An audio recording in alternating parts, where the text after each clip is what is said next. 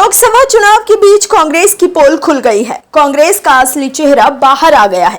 कांग्रेस कैसे तुष्टीकरण की राजनीति करती है, ये देश ने देख लिया है।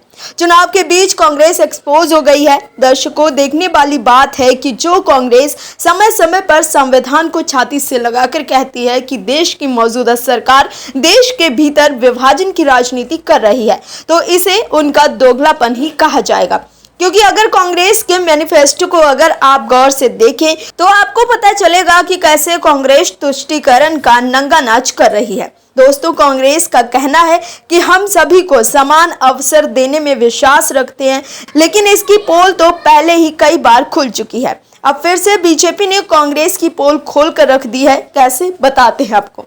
कांग्रेस ने लोकसभा चुनाव 2024 के अपने घोषणा पत्र में जिस तरह के वादे किए हैं, उसकी तह में छिपी हुई उसकी तुष्टीकरण की नीति खुल कर सामने आ रही है। कभी मुस्लिमों की तुष्टीकरण के लिए बदनाम हो चुकी कांग्रेस इस दाग को धोना भी नहीं चाहती है। पीएम मोदी ने अपने भाषणों में कांग्रेस की घोषणा पत्र की पोल खोल दी है।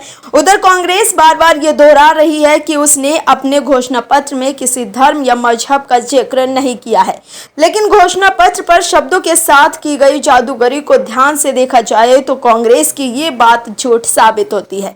कांग्रेस ने अल्पसंख्यक शब्द की आड़ में इस पूरे खेल को अंजाम दिया है। बीजेपी नेता अमित मालवीय ने कांग्रेस के इस खेल को अपने सोशल मीडिया हैंडल एक्स पर साझा किया है। उन्होंने कांग्रेस के घोषणा पत्र के एक पॉइंट का स्क्रीनशॉट साझा किया है। इसमें लिखा है, हम ये सुनिश्चित करेंगे कि अल्पसंख्यक शिक्षा, स्वास्थ्य, सरकारी ठेके, कौशल विकास, खेल और सांस्कृतिक विकास के बिना किसी भेदभाव के उचित साझेदारी का अवसर प्राप्त करें। शिक्षा, स्वास्थ्य आदि विषयों की बात तक तो ठीक है, लेकिन कांग्रेस सरकार ये कैसे सुनिश्चित करेगी कि सरकारी ठेकों में मुस्लिम वर्ग को उचित भागीदारी का अवसर मिले। सार्वजनिक कार्यों का ठेका कई नियमों और दिशा निर्देशों के तहत जारी किया जाता है। इसमें किसी तरह का धार्मिक भेदभाव की गुंजाइश नहीं होती है, लेकिन कांग्रेस ने अपने घोषणा पत्र में इसका जिक्र करके तुष्टीकरण की एक नई कोशिश की है।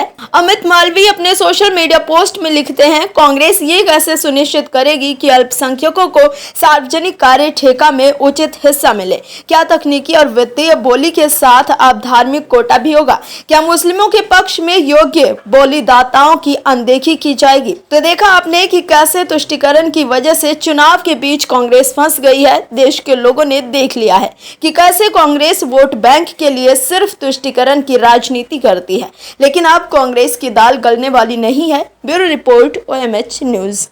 और भी वीडियोस देखने के लिए चैनल को सब्सक्राइब करें और बेल आइकन को दबाएं।